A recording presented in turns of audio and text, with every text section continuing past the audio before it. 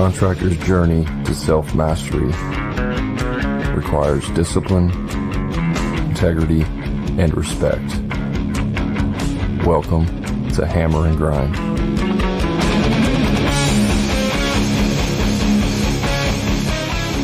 Hey, what's going on, everybody? I'm your host, Brad Hebner, and I'm here with my co-host, Eric Triplett, and welcome to Hammer and Grind, the podcast built for contractors by contractors. If this is your first time here and you receive value from this show, please give us a review and let us know how we're doing. Let us know if you love it or if Eric's voice is really annoying.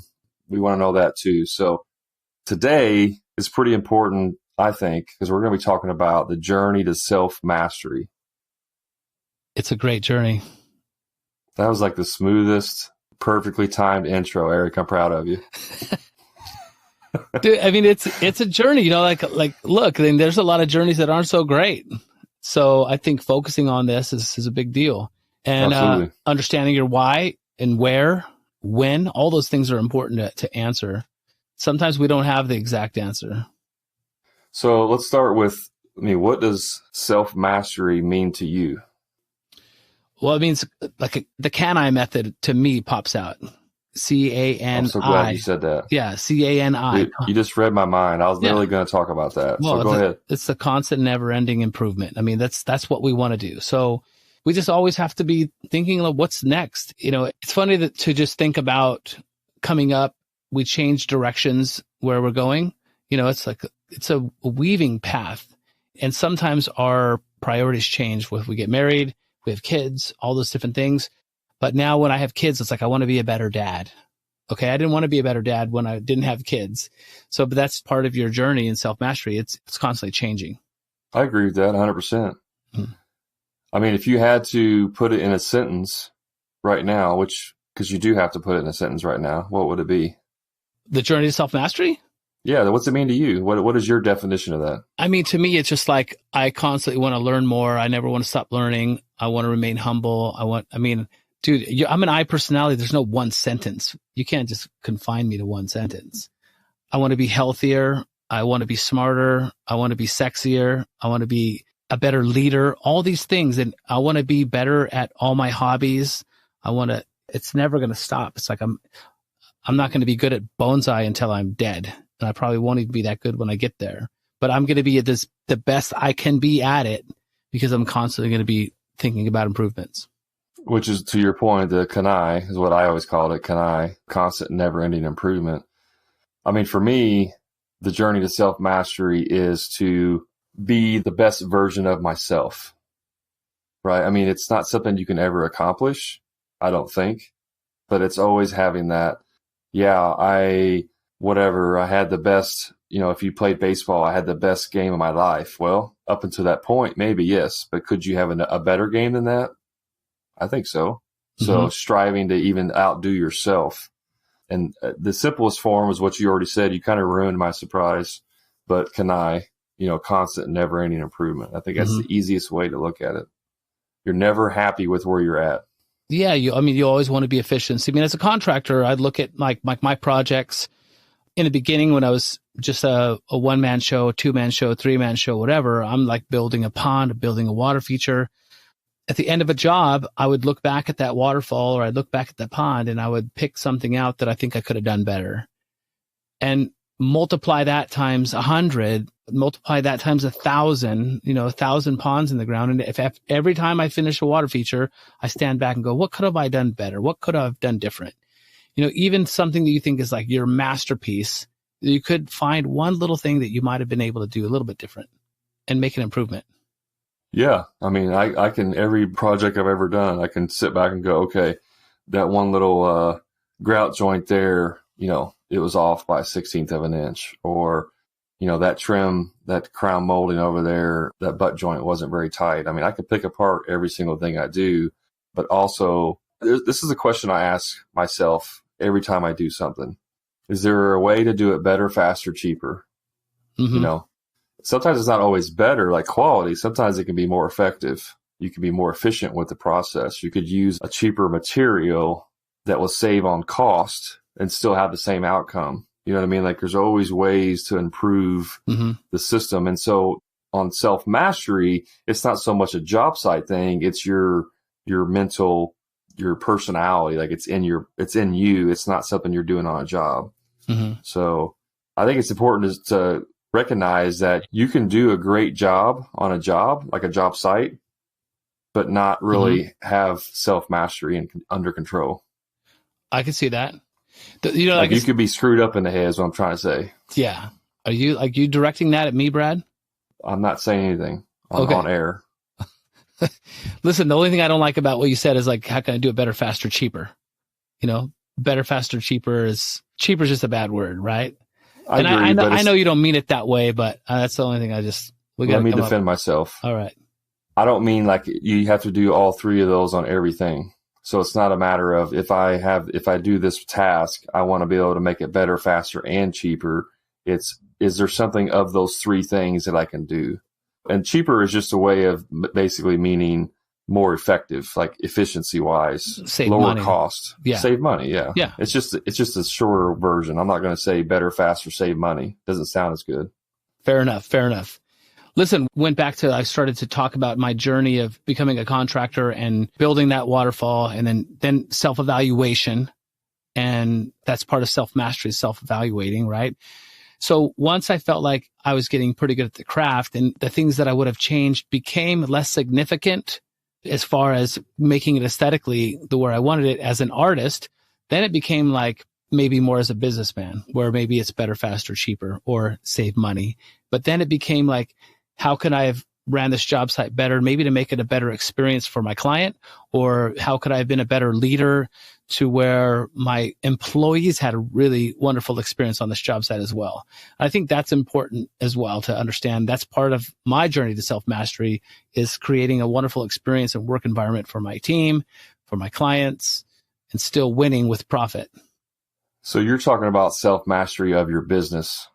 Well, dude, listen, I mean, your business is a third of your life. I mean, think about it. Like I would argue more than that. Yeah. I mean, I'm just saying the minimum, it's a third of your life, right? So yeah, I want to self-master there. I want to self-master my hobbies and my relationships with my wife and kids, but work is a critical part of that. I guess what I'm saying is, for me, the self-mastery journey has nothing to do with my business. It is me personally. It doesn't matter if I was an accountant, a teacher, an engineer. It doesn't matter what my profession is. It's me working on myself mentally. Mm-hmm. That's what self-mastery means to me. Does it apply to your business? Absolutely. 100%. Yeah. Well, I mean, being a leader could be a leader from work to home, could for your friendships, could be on a mission. I mean, like we went kayaking in La Jolla, and I was like leading the pack. I mean, I was like, I know where we're going to drop. I knew where we were going to get the kayaks. I knew, what kind of food we were going to take to feed to the Garibaldi. And, like I led that journey because I think about being a leader, and it translated from work. Did you just say Garibaldi? Yeah. Come on. It's a California state fish. Don't you know? I don't know. I have no idea what Garibaldi is. Oh, well, don't make me start talking scientific fish names on you. You'll freak out. So do you remember, like, consciously when you first started your journey to self-mastery? When it began, you say? Is that what you said? Yeah. Do you remember when you like consciously recognized, like, hey, I'm doing this to better myself? Probably in my early 20s. It was when I really kind of dawned on me. But it's interesting that you just mentioned that, because if I think back prior to that, prior to me recognizing it, I can think of different sectors of my, growing up where I was trying to make things better, from throwing a football to playing baseball to soccer to collecting baseball cards. I wanted my collection to be all collated perfectly, and like the betterment of my experience and what I was producing. Yeah, I mean, I think unconsciously we're doing it since we're kids. For me, it was probably in my 20s, early 20s too, after I got out of the military. I mean, in the military, it's like they're going to teach you how to be better, right? Like this is high definition accountability and motivation. Like they're going to make you do what? And discipline. Yeah, I mean, they're going to make you better whether you want to be or not, right? Mm-hmm. So That's kind of where I first got the taste of it, but where I consciously was like, nobody's making me do this. I want to do it myself. Yeah. It was after I got out and I was in my early 20s. And I think one of the first things that I got was a Tony Robbins Lessons in Mastery CD set. Mm-hmm. And that's where I think he talks about the CANI in there was, constant, never-ending improvement. And so I was like, yeah, that's it. That's what I want to do. Constant, never-ending improvement. Would you be surprised if I told you my first touch to self-mastery was with Tony Robbins as well in my 20s? But that was like that was like 20 years before you were 20 though, right? Well, you're like what, 65 now? Oh, shit. But they didn't have CDs when I got into it. They didn't have CDs. It was actually a book. 8-tracks. They actually had a book. Yeah, you got to listen to Tony on 8-track. I hate you right now. Yeah, so Tony, I think Tony pioneered that. I think he was like the first person mainstream that was talking about bettering yourself. Let's talk about that. So right now, what's happening mainstream currently in today's age is like, I don't want to say the self-help gurus or whatever, but like the guys that are really pushing the envelope to self-mastery, they're like, I don't want to show up at heaven's gate, finishing crossing the line with like what I accomplished in my life. And then whoever's greeting you at the pearlies was like, this is who you could have been. And this is what you showed up as. Like, you really screwed up. You left a lot on the table. And that's kind of what's happening today in that self-mastery world. And that resonates with me a little bit. I know I can be better. I know I leave a lot on the table sometimes, and I get mad at myself for it. Yeah. You're talking about like almost like materialistic accomplishments versus inner accomplishments. You keep accusing me of that, but that's not necessarily the truth, because it all comes with that. And I'm not going to be like, hey, I showed up. It's like, hey, you could have had, you only have 2 Ferraris. You could have had 3. It's not about that. It could have been maybe health wise. Maybe I show up fatter than I should have been. Maybe they're like, hey, you could have lived like 10 more years if you wouldn't have drank so much beer. That's not materialistic.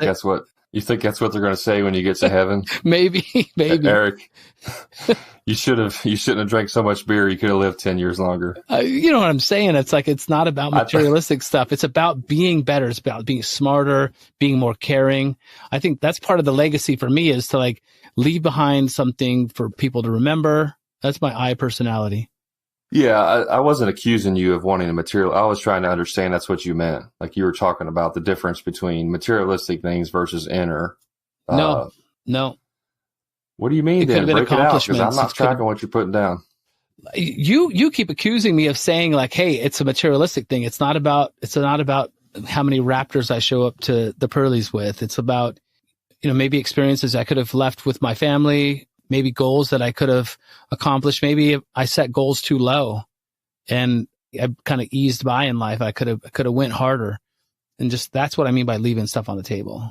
I don't think they're going to count how many cars you have and how much money you have in the bank when you get there. That's not a big deal. I think it's about. No. I think maybe in your older age, you need to get some hearing aids, dude. I got earphones on, bro. I'm not accusing you of wanting those things. I was trying to clarify the difference that you were making. Mm-hmm.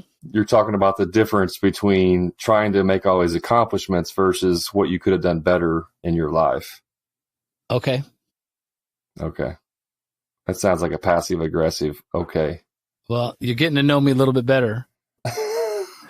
All right. Let's circle back here to self-mastery. Well, I want to circle back to, first of all, I don't even want to use the word circle back, number one, but let's I know. I know why. Yeah. Let's backtrack to self-mastery and contracting. And I do think this is an important correlation and tie back, is because, listen, the better you can get at whether it's estimating, all those little tiny nuances of a business, delegating, estimating, production, leadership, if you can get better at all those things, you have a more comfortable existence. You have, there's more gratitude, there's more accomplishment. All those things happen as you get a little bit better in all those different things, instead of just going by winging it. Self-mastery really doesn't help unless you have accountability and discipline and your why. All these things factor into that, right? Yeah. But, when I say self-mastery, I mean reading books. I mean being mindful of what you do on a daily basis. I mean putting effort into your relationship with your spouse. I mean consciously making decisions on a daily basis that affect your business and your employees. In other words, you're not living your life reactively. You're not just waking up and being like, okay, whatever happens today, I'm just going to react to it. Mm-hmm. When you're self-mastery, it's a constant and never-ending improvement of every single aspect of your life. And I take this to the 10th. I 10 times this. I'm going to pull in some Grant Cardone here. I 10 times this on everything. And I'm not even joking this. If I can find a better way to use the bathroom, I will try to find a better way to use the bathroom.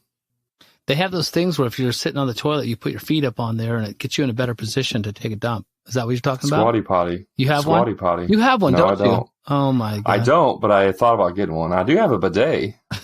Nice. So I'm not embarrassed at all to say that I love bidets. Well, congratulations. The whole world knows now. Yeah, I bet. So, okay, go back to the 10X. Okay, now you're going to buy one of those Squatty potties. What next? What else? I'm going to figure out how to be more efficient when I shave. It's going up and down faster than going left to right. It's just, I could break this down into the most minute little micro detail and try to make it better. Well, I think we can't talk about the journey to self-mastery without talking about the Kaizen methodology then, right? I mean, clearly that ties into this.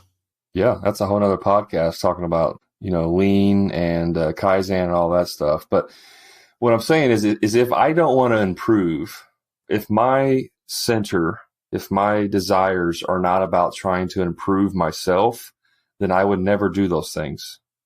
So it's a growth mindset. It is a mindset of I always want to try and do better. CANI, constant and never-ending improvement of everything in my life, every aspect of my life. Again, let's go back to self-awareness. I'm sure we've talked about that before. I'll tell you a quick story. Maybe it won't be too quick. I'll make it quick. Relax. I was wake me up when you're done. Yeah, I ran an aquarium division for about 10 years. And I took care of this one office. I was there for at least 7 years, and I always did things a certain way in there. And I felt like I found like the right in, the right out, the fastest whatever. And I didn't want to bother the client, and it was kind of a high-end thing. And I sold the division to a buddy of mine. And when I was there, we were hauling water out of the place. And I'm like, this is the door we use. And he's like, well, what about that door right there? I'm like, don't question me. Use that freaking door right there. We're not bothering the clients. We're using that door right there. He's like, all right. So he goes out the door, distributes the water. He comes back in and we're working. Now, this is a friend of mine that we've known each other a long time. So I got some pushback from him. So we're getting ready to haul some more water, and this nurse walks by. He's like, excuse me, ma'am. And I looked at him like, I will freaking kill you right now. I'll strangle you. I'll drown you in this bucket of water right now.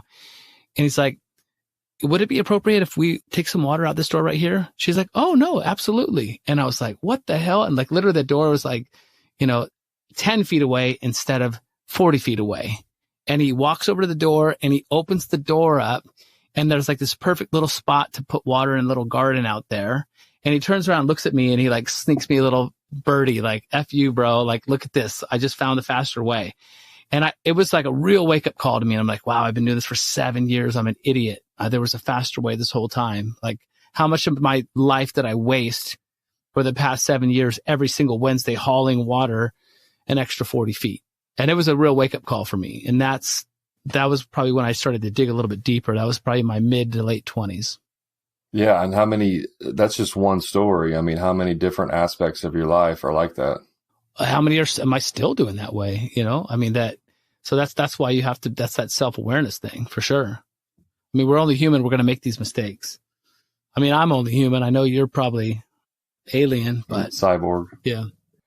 So, I mean, can't you just wake up though, like one morning and just make a decision like, okay, I'm going to have self-mastery, and then that's it? Like, you're just aware and everything's better. Is that how it works? No, it's a constant moving target, man. I mean, just like we said, you have kids, they grow up, they move out of the house. Now the mastery changes. It's like, how is the house going to change? Then you get pets, and then you get new hobbies. And so with new hobbies, you have new experiences. And so it's constantly moving. It's fluid. So what do you do in your life to improve your self-mastery? Stay humble. I feel like I can learn. I mean, I like to surround myself with a good community of contractors. I think that's important. That's one of the premises behind Hammer and Grind, is to create that community and be around like-minded people. I think that's really important because, listen, man, we're here for such a short period of time in life, and there's so much to take in. And even though I can read several books a year, several books a month or whatever I want to do, it's like you're reading books that might affect me and help me better. And you might be able to inspire me to read something or just tell me a passage from something that will help me. And so being humble and open to learning, I think a lot of people get stuck and, hard-headed. They don't want to listen. They don't want to learn. I think that comes to some people. So, between reading and surrounding myself with like-minded people and staying humble, because I can learn something new from someone who's just getting started in construction or in bonsai or with fish or whatever that my interests are. So staying open to that, I think, is a really important thing. Yeah, I would say that probably the number one thing that people should do to start a journey of self-mastery is to start reading a lot of books. I don't know who said it, but it's like the top CEOs and the top money earners in the world read 52 books a year. Yeah. 1 book a week. So knowledge is power. We heard it all growing up. And so, I think that's one thing that you need to do. But also, like you said, finding like-minded people, maybe hiring a coach, a business coach, a wellness coach, going to see a psychiatrist, whatever it is. I think, like you said, you got to be humble first to begin with. And you have to be a student. Essentially, you have to be a student of learning. You have to want to learn. And if you don't want to learn new things, then you're never going to master. You're never going to have the greatest amount of mastery that you can in your life. Mm-hmm. I do want to correct you on something important here. Say it. What are you reading? It's like, did you read the Lord of the Rings, book series, or like, are you reading something that's of value, something that's of self-improvement, self-learning, like whether it's a hobby or about how to make money? That's important. What you're reading is critical. Absolutely. And I was actually getting ready to go down that road, but I'm glad you brought that up because I don't read fiction ever. Should you read fiction? Sure. If you enjoy that, but it should be like a 3 or 4 to 1. You should read 3 nonfiction books to every 1 fiction book. But I don't read any fiction. Literally, I've never read a fiction book. I'm saying since I started this journey as an adult, I don't read fiction books. But I read all different types of things. I read things that I don't necessarily even want to read. I just finished up a book last week, The Life-Changing Magic of Tidying Up by Marie Kondo. She has the TV series on there about, she goes into people's homes and like tidies up their homes, organizes their homes for them. So I didn't read it because it's like, oh, I really love her show and all this stuff. I've never even seen her show. But I thought, you know what? Trying to tidy up, maybe I can learn a few nuggets of information about how to be more effective by having a more organized life. Right? Yeah. So that's just one little tiny aspect that I'm trying to maybe make better. If I could read a book and she gives me 3 nuggets of how to efficiently organize things, and then I can apply that to my life or my business, and it saves me, an hour of execution a week, I just saved, 52 hours a year of my time. Okay. So here, oh man, this is funny. So for me, I probably couldn't read a book on tidying up. I couldn't handle it. I'll just go to TikTok. It was tough. I'll go to TikTok and I'll put hashtag tidy up or hashtag organize. And then I'll watch, 20, 30-second TikTok videos and get a couple nuggets on how to clean. For me, reading is kind of a big deal for me. It's important. And the last fiction book I read was probably The Gunslinger by Stephen King. But Stephen King's probably the last couple things I read as fiction, probably 25 years ago. And I probably took a time out. Yeah, I took a time out on reading, not a time out, just like life got in the way, whatever. I started doing stuff and I just wasn't reading. And then I remember the first book that I got, but that like really hooked me was Crush It. And that was probably like 10 or 12 years ago. Yeah. Gary Vaynerchuk. Yeah. Crush It was a good book for me. I liked it a lot. I actually bought his Crushing It, his second version of that when it came out. Yeah. So I want to clear something up though. When I say read, I don't mean like read. I listen to audiobooks. Mm-hmm. I hate reading. Like, and so if you're the type of person like, oh, I could never read a book, that's great. I don't like reading books either. I listen to them on audiobooks when I'm driving to my job site, or if I'm out going to an estimate or whatever, or if I love going on trips, 3 or 4 hour trips, because I could listen to 1 or 2 books maybe on those trips, but it's audio and I don't listen to the radio. To me, listening to the radio is the most complete waste of time you can do. When you're driving, that's learning. That's like when I get into my car, it's like stepping foot into class. Yeah. Well, it's cool that you mentioned that. And I think that's something I could probably strive to be a little bit better at, because I don't think I've ever listened to an audiobook. Maybe. Yeah. Cause you're always Marco Poloing me every time you're driving somewhere. Oh, great. My wife's going to hear that and kill me now. No, I mean, so listen, I listen to a lot of podcasts while I'm on the road. And so I'm not listening to, it's funny because I'll ask people like, hey, what podcasts are you listening to? And they're like, oh, I'm listening to a true crime podcast. It's fiction, but it's really interesting and it's fun. And I'm like, oh, okay, I just want to stab myself in the eye with a spoon on that. So for me, I'm listening to, of course, I love Andy Frisella, the MFCO project, and the Real AF. I mean, I'm liking that kind of stuff. And then I'll listen to Joe Rogan, but I don't really care to listen to the comedians. I don't really care to listen to MMA stuff. I'm more like, hey, Jordan Peterson's on, or I forgot there's one doctor that's on there frequently and she's amazing. I love listening to her. So like that's like health and wellness stuff, and not Dr. Jordan Peterson, but he's a realist, but those things keep me fresh, current affairs and stuff like that. I think that's important. But so I do that on the road. I should probably get into listening more, but there's something about holding that book, flipping the page, taking a pencil, circling something, dog-earing a page, closing it up. That's where I get my most value. I think it hits me a little bit harder. Oftentimes when I'm driving, even if I'm listening to a podcast, my mind will wander a little bit. Like, where am I headed? What do I got to do? Why does Brad keep sending me Marco Polos? How do I got to tell my guys what to do next? Those things.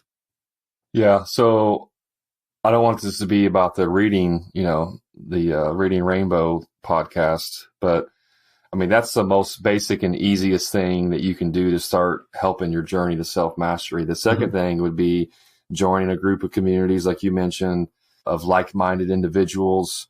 Also, potentially buying a course of some sort. I have several memberships to different types of courses. I just bought a new one this week. And, I paid almost $1,000 for this course. It's for a year-long membership. And I hope it's going to help me grow. So you don't have to spend money. I mean, at the worst case, you can go to the library and check out books if you don't want to go buy a book. So, money should not be your barrier to self-mastery. But I think it starts with that decision that you want to get better. You want to be a student. You have to be humble enough, and you just got to constantly learn. Yeah, I would say that for sure. I too just got a course. What are we, mid-February doing this? I got a course early January with Jesse Itzler. It's an amazing course I'm super excited about. And that's it's not even necessarily business mastery, which is where I've been focusing on the most. How do I make my business better? How to make my business more profitable? How do I rate, retention of employees, that kind of self-mastery in my profession, in my career. But, the cool thing about the course that I just did with Jesse Itzler is like, this is a self-mastery course to create an amazing life with wonderful memories and experiences for not only myself, but for my family and those around me and my employees. I've dragged their asses into it too. Yeah, that's awesome. And I mean, you've shared with me a little bit about that, but I'm definitely looking forward to hearing more in the future. Well, so let's try to wind this thing down a little bit, Eric. I mean, what do you think is the most important thing people need to do to get on the journey if they haven't started yet? I mean, what's the action step for them to start that journey? So I think consumption, let's call it consumption, whether they're reading or listening to a podcast or listening to an audiobook, consumption is critical. We can agree on that. I think surrounding yourself with a good community, a coalition, a militia, whatever you want to call it, a society, like surrounding yourself alliance. with a like-minded people, mandatory. It's paramount. And then really, I think self-awareness is going to come into play here, because you have to realize where you're at and you have to realize where you want to go. So that would be my 3 really pressing things that I would talk to someone about to make sure they're on the track. Yeah, I agree with you 100%. And I like consumption a lot. I mean, that could be YouTube videos. It could be podcasts. It could be books. And I would even throw this out. Could be TikTok. I learned a ton of stuff from TikTok. No joke. And speaking of TikTok, I think we're going to be getting our TikTok up and going here pretty soon. So it's going to be some straight fire. But, I found value sometimes in going through old courses, old books. Just because the book was written 20, 30 years ago does not mean there's not value in there. So sometimes I'll stumble across an old course on something like a cassette tape. Like I found cassette tapes courses that you used to buy 30 years ago, and someone gave to me or whatever, and I'll go back and listen to them again because there's value in there. So, I mean, CANI, I love CANI. That is my acronym because it's the easiest to remember: constant and never-ending improvement. Mm-hmm. And I think the other thing I want to mention is you're never too late. I don't care if you're 65 years old and you're going to retire, or you plan on retiring in 2 years. You can start today. I really want to tie into that. I think that's really important because, and let me backtrack. Like, there's a lot of books that are timeless. I mean, Awaken the Giant Within from Tony Robbins is still a great book. Think about Think and Grow Rich from Napoleon Hill. It's an amazing book. Mm-hmm. These are all old books. And I'm currently in a coaching program for scaling my business. Let's just put it that way. So my coach currently, he's in his 70s. And at 54, which is 2 years older than I am now, Brad, 2 years older than I am now, he got his life figured out in his business and multiple dozens and dozens of businesses. And he went from where he was at to doing like $2 million a month in his construction business from 54. And now he's in his 70s. So it's like, I think that's a really good point to make there. No matter how old you are, you can always turn it up. You can always ramp it up and be better. And I think it's not on the website yet, which, by the way, guys, we do have a website. It's hammerandgrind.com. We'll throw up on there our favorite books. I don't know when it's going to be done yet, but at some point we'll put on there what our favorite books are, what Eric's favorite books are, what Brad's favorite books are. And hopefully that will add some value for you guys too. I think that's a great idea. Also, you can check us out over on Instagram, Hammer and Grind Podcast. We'll be getting TikTok going up soon. We'll let you know how to connect with us there. Isn't it Hammer and Grind Podcast on TikTok? You already got that locked in? TikTok, Instagram, and Facebook are all Hammer and Grind Podcasts. There you go. Rock and roll. You got any final words you want to say? Just CANI, man. Constant, never-ending improvement. Yeah. Just keep doing better. Put it up on your wall. All right, we're going to close it out there. Listen, people, thank you so much for lending us your ears, giving us attention, and we're looking forward to building up this community. Listen, share this stuff with some like-minded contractor friends of yours that are interested in the journey to self-mastery, and we're going to catch you on the next episode, so stay tuned for more.